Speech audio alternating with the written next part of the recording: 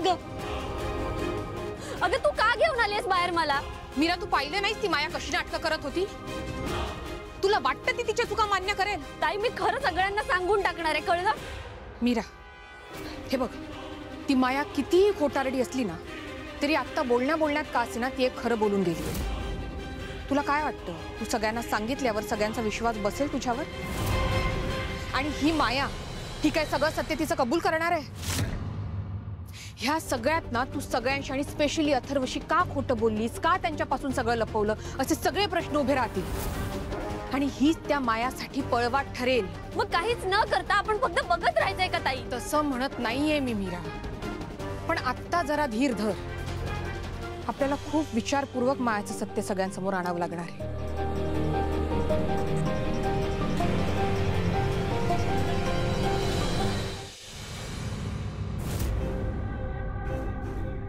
मी म्हणाले होते तुम्हाला, त्या मीराला माहित होतं की मी तिची बहीण नाहीये. आणि आज तीच गोष्ट तिने माझ्या समोर कबूल केली की तिने मला बहीण म्हणून कधीच स्वीकारलं नव्हतं. मला कळतंय मॅडम, म्हणजे इतके दिवस ती सुद्धा नाटकच करत होती. काय म्हणालीस तू तिला? डोंट वरी मॅडम, मी सुद्धा असा पलटवार केलाय की ती कोणालाच सांगू शकणार नाहीये. पण एक गोष्ट मॅडम, ती दिसते तशी नाही हा, ती खूप चालाक आहे. मीराला कसं कळलं तुझ्याबद्दल? माहित नाही, ती अचानक माझ्या रूम मध्ये आली. माया, तू काही बोलली नव्हतीस ना तिला? मी का बोलेन मॅडम, मी तर किचन मध्ये सुद्धा गेले नव्हते. गॅस तर तुम्ही ऑन केला. तिला कसं माहित पडलं कोणास ठाऊक. आणखी काय बोलली ती? माझ्याबद्दल काही बोलली का? नाही, असं काही स्पेसिफिक नाही म्हणाली. पण ज्या अर्थी तिला माझ्याबद्दल कळलंय, आय गेस तिला तुमच्याबद्दल सुद्धा अंदाज आला असणार आहे. असं झालं तर घात होईल. पुढचे सगळे डाव व्यर्थ जातील. मनुष्य आणि आत्म्याची जोडी तोडणं अशक्य होईल.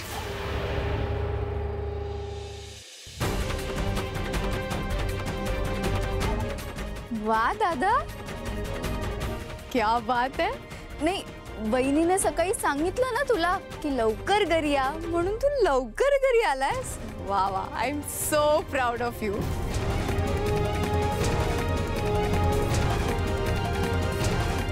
सर, मी चेक केलंय, सगळं ओके आहे. मग गॅस लीक कसं झालं? व्हॉट? दादा, गॅस लीक झाला होता? अरे अनन्या, आई, थांब जरा एक मिनिट. थांब एक मिनिट बाळा. अथर्व, आज देवीच्या कृपेने मोठा अनर्थ टळलाय. त्यांना पुन्हा एकदा चेक करायला सांग. पुन्हा असा काही अपघात घडायला नको. अहो मॅडम, पण मी सगळं नीट चेक केलंय.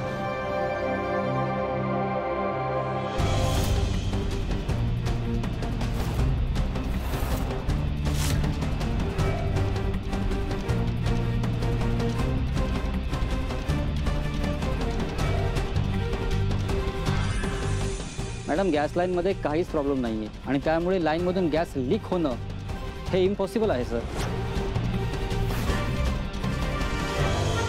अख्ख्या घरात गॅस पसरला होता. अख्ख्या घरातून गॅसचा स्ट्रॉंग वास येत होता आणि तुम्ही म्हणताय गॅस लीक नाहीये. हे कसं शक्य आहे? कंपनीचं सेफ्टी प्रॉमिस तसंच आहे सर. तुमच्या घरातल्याच कोणाकडून तरी शेगडीचा नॉक चालू राहिला असेल, म्हणजे असं होऊ शकतं ना सर.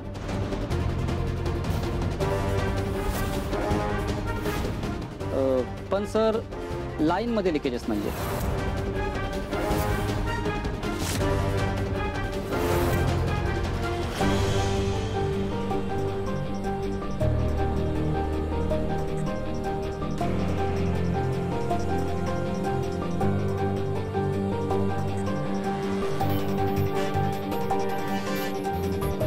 बरं सर, मी येतो आता.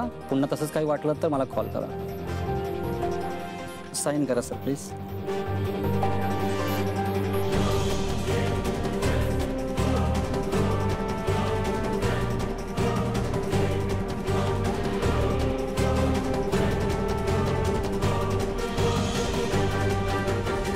Thank you sir.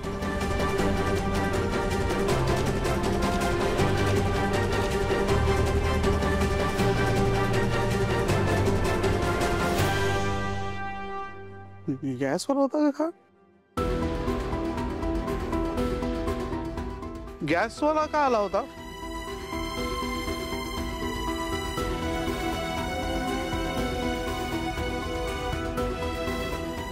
वा अथर्व, बायकोचं म्हणणं एवढं मनावर घेतलंयस का? सकाळीच म्हणाली ना ती लवकर या, लगेच आलास.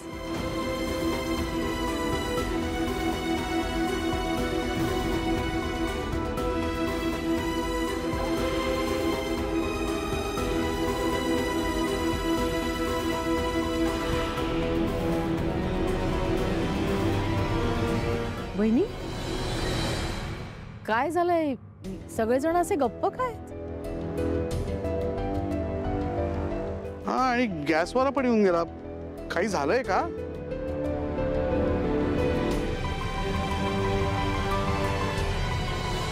आता तरी सांगशील का एक्झॅक्टली काय झालंय ते? गॅस लीक कसा झालाय? वेदाचे बाबा, मी खरं सांगते, मला काहीच माहित नाहीये.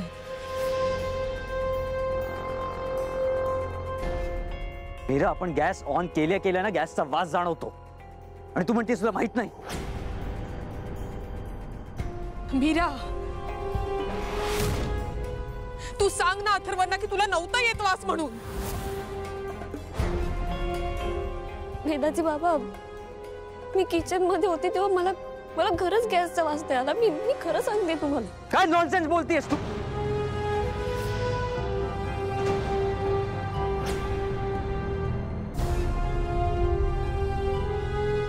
अख्ख्या घरात गॅस पसरला होता. मला हॉलमध्ये गॅसचा वास आला होता.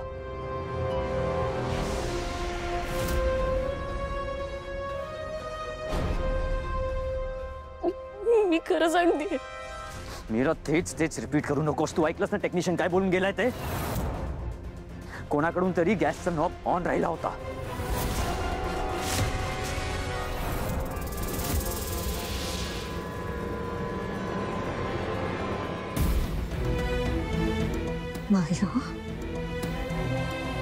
मीरा आणि अंबिकाच्या चेहऱ्यावरून वाटतंय त्यांना फक्त मायाचंच कळलंय. माझा त्यांना काहीच अंदाज आलेला नाहीये. असंच असू दे.